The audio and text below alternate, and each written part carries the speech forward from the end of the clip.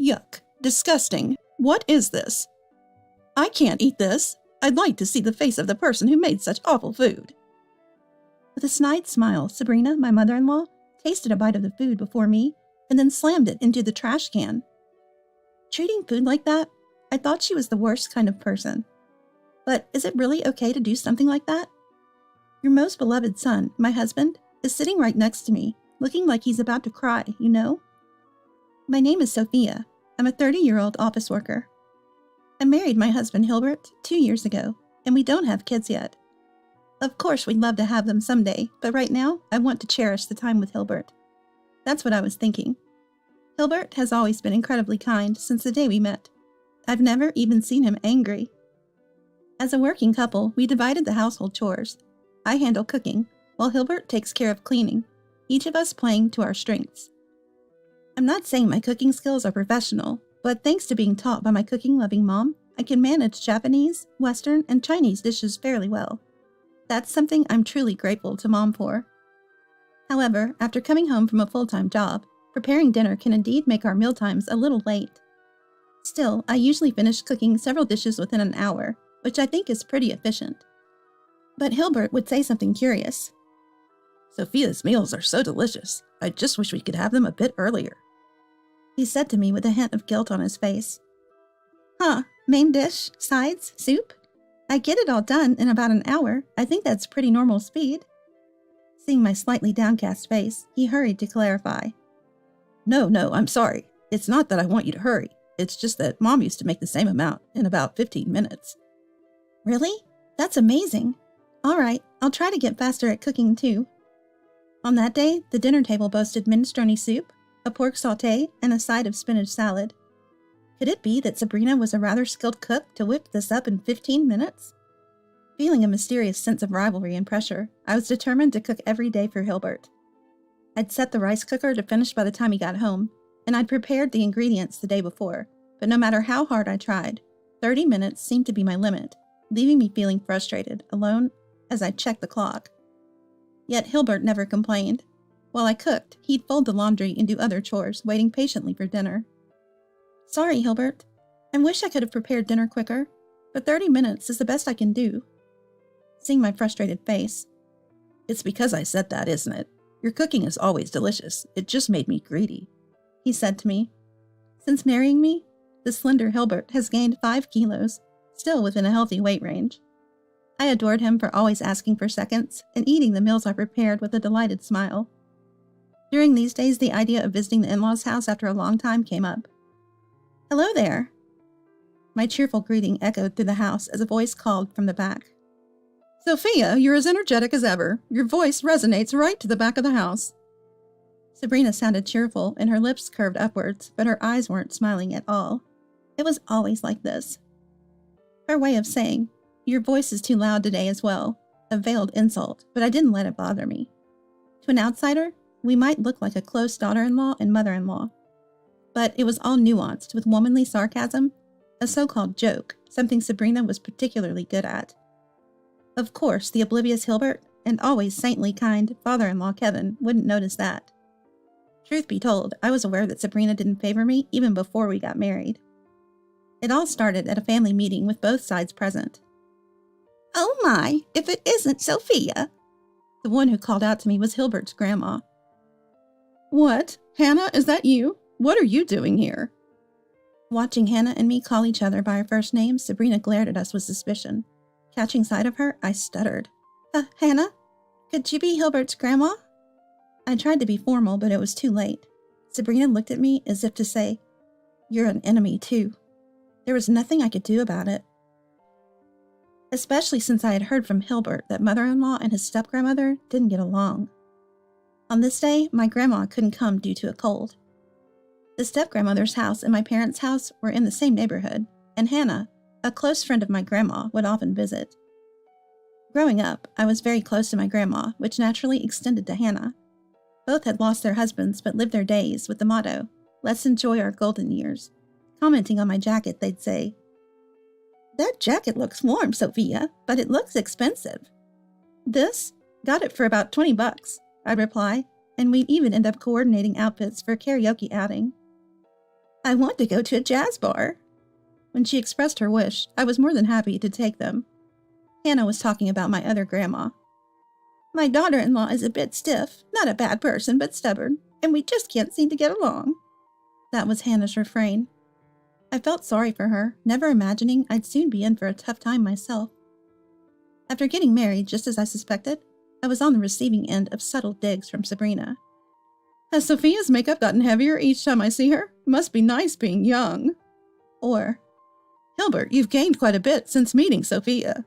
Is everything okay with your nutrition? Or is that just how it is when both work? I was subjected to these little remarks day in, day out. Once at a gathering, I brought several dishes from home. Sophia, you're quite the cook, aren't you? Kevin's compliment obviously didn't sit well with Sabrina. After tasting a few bites of my food, she muttered under her breath, only loud enough for me to hear. Is it really all that? I could make this much myself. Such an unpleasant show-off. After that, she didn't touch another morsel. Mom is an excellent cook, too, and we're lucky to have her, right, Dad? When Hilbert said that, even Kevin nodded in agreement. Sabrina's mood quickly improved. Her disposition changing as fast as a tankless water heater. I was a bit downhearted, wondering if my cooking hadn't pleased her palate, but then I saw that the leftovers, which should have been there, had vanished when I wasn't looking. Peeking into the kitchen, I caught Sabrina transferring the rest of the food into containers and tucking it away in the fridge. So it was tasty after all, huh? I still had the heart to think that. Yet, since hearing Hilbert's recent story, I had this odd competitive spirit against Sabrina. Sabrina, I heard from Hilbert that you're really handy in the kitchen. Could you teach me some of your tricks? When I reached out to her. Why should I teach you? Absolutely not. You're still green. Wonder how many years it'll take you to reach my level. She momentarily darkened her expression before retorting. It was the typical, rather harsh cold treatment I got from her. When it was just the two of us, it was especially awful. She wouldn't even meet my eye. Being disliked to this extent, even I felt sadness creeping in. Before one dinner party, Sabrina had been kind to me. But when she found out I got along well with my step-grandmother, she suddenly turned on me as if I were the enemy. Thoughts like, if only we could both meet halfway, maybe we could get along, felt like a fleeting dream. I spent many a day in frustration. Whenever we went to my in-laws' house, Sabrina insisted on cooking alone. That tradition started when I first visited my in-laws' house after getting married.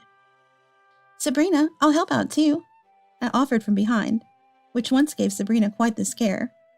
Don't you dare open this on your own, she'd snapped, slamming the kitchen door with a bang. Hearing friends complain about being overworked by their mother-in-laws, or starving nonstop during Christmas, I guess I've had it easy when it comes to cooking. The Christmas I spent shivering and cleaning up the garden was tough, but Hilbert chipped in halfway through, making it bearable. Now that I think of it, Sabrina's dishes do hit the table suspiciously fast. The first meal I had at her place was burgers, potato salad, corn soup, among a few other dishes. All of them were just the right temperature, delicious with a nostalgic taste. I wish Sabrina would stop the antics and share some in-laws' house recipes. Lost in these thoughts, I found myself staring down recipe books more often during work breaks. Reading recipes again, Senior? Chuckled a junior colleague at work. Your lunches always look so tasty. I really admire you. I just grabbed lunch boxes from the grocery store. My junior colleague at work approached me with a hearty laugh.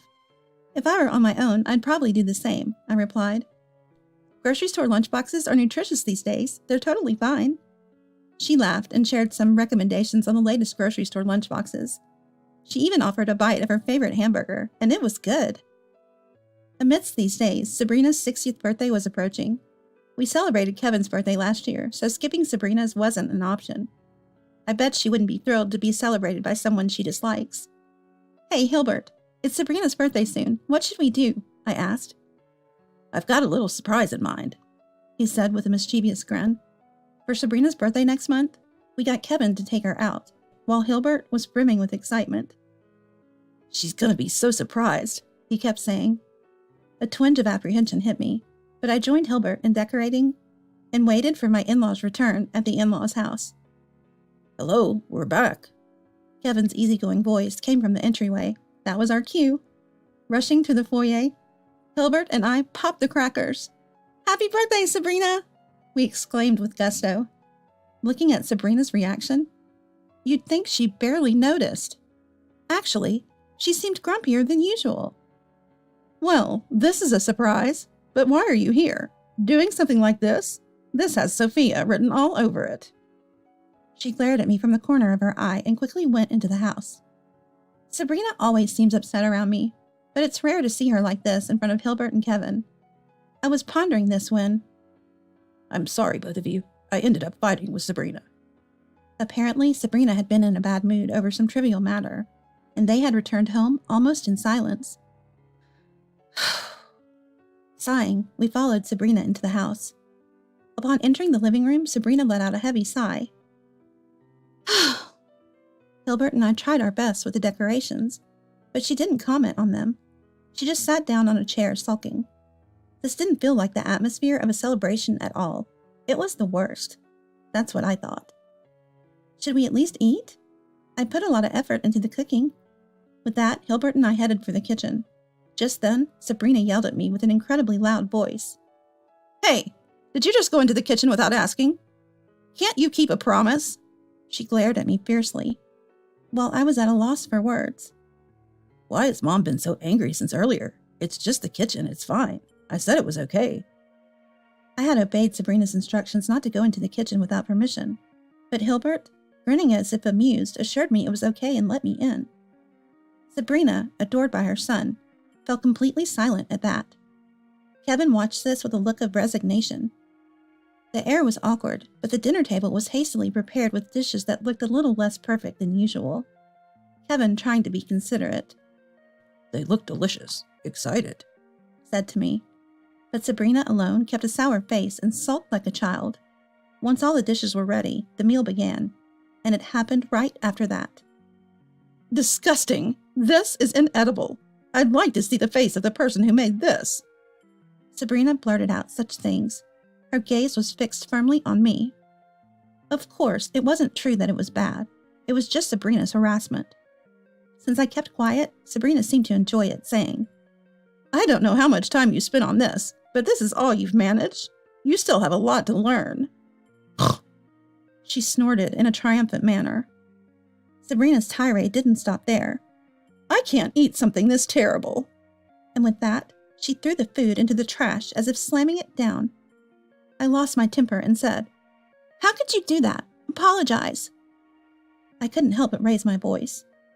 Sabrina blatantly ignored my plea, as if it was expected. In the silence of the room, Sophia, it's okay. Let's leave this house and go home. Hilbert's tearful voice reached out to me, shaky and unsure. But as Hilbert and I exchanged these words, Sabrina watched us with a puzzled look. Then, typically quiet, Kevin erupted. What have you done? Do you realize what you've tossed aside? That meal was Hilbert's special training, his effort to make something for you. Kevin's shout turned Sabrina's face pale in an instant. Whether she was too irritated to notice before, I couldn't tell, but Hilbert's fingers were covered with numerous band-aids. It seemed she finally grasped the gravity of the situation. Oh, but what have I done? Sabrina stammered, clearly panicked, but no one was there to come to her aid in this moment. That's when I, keeping my voice calm, addressed Sabrina. Sabrina, you might not cook often, and might not understand, but cooking involves a lot of steps and takes time. I always find joy in cooking when I think of the faces of those who will enjoy it. To a silent Sabrina, I continued. I'm sorry. I didn't have time to make the cake from scratch, so I bought one. And well, I needed to chill it, which is why I opened the fridge. At my words, Sabrina's face, which had been pale, now flushed with embarrassment. Opening the fridge, Hilbert and I stumbled upon the secret of Sabrina's efficiency. A collection of ready-made meals, predominantly from a grocery store, and a freezer packed so full with frozen food that it looked ready to burst. Seeing this, Hilbert laughed and said, Ha ha, looks like Mom isn't keen on cooking either, huh? His smile was genuine and kind. As Sabrina's birthday approached, Hilbert had been eagerly practicing his cooking to surprise her. For a month, every evening was filled with Hilbert's culinary training. You always go to such lengths for us. Thank you for the delicious meals, Sophia. I can't wait to see Mom's surprised face, he would often say. Though I suggested cooking at home for convenience, Hilbert insisted on cooking fresh at his parents', ignoring my suggestion. I had a certain apprehension, so I brought everything from cooking utensils to spices. Hilbert laughed at me bringing even knives and cutting boards, but my premonition was spot on. The kitchen at my in-laws' house was unusually clean. The seasonings were mostly expired, and the cutting boards were slightly dusty. When I opened the fridge, I wasn't particularly surprised. I'd noticed for a while now how Sabrina's meals seemed to be prepared so quickly. The hamburger that a junior colleague shared with me recently had the exact same taste of my Sabrina's signature dish. During her cooking, there was also this incessant beeping sound. It was today, when borrowing the microwave, that I realized that sound was coming from it. Using ready-to-made meals isn't a bad thing. I resort to them when I'm busy too. But claiming them as your own handmade creation, that's another story. Confronted with silence, Sabrina heard from her husband. My dad grew up very poor. If I left even a bean on my plate, I'd get an earful. I was raised to believe that wasting food made you the scum of the earth. The way he put it, it sounded like he was calling Sabrina the scum of the earth. Kevin continued, and shockingly, he ended up declaring he wanted a divorce. He couldn't condone her attitude towards me either. No, please, anything but divorce, she pleaded with Kevin.